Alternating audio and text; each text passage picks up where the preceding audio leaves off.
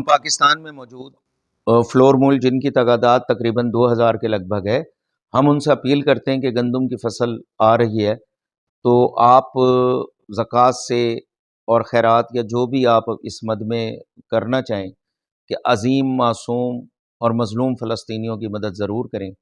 جماعت اسلامی کے الخدمت فاؤنڈیشن تحصیل لیول پہ دفاتر بھی موجود ہیں، ضلعی لیول پر بھی ہیں۔ یہ پورے پاکستان سے اناج اور گندم وغیرہ اور دوسری چیزیں جمع کر کے یہ کراچی پہنچائیں گے، وہاں سے پھر شپمنٹ کے ذریعے وہاں غزہ میں پہنچایا جائے گا، رفح کے بارڈر کے ذریعے جو مصر میں لگتا ہے وہاں جاتا ہے، وہاں سے پھر یہ اندر بھیجا جاتا ہے۔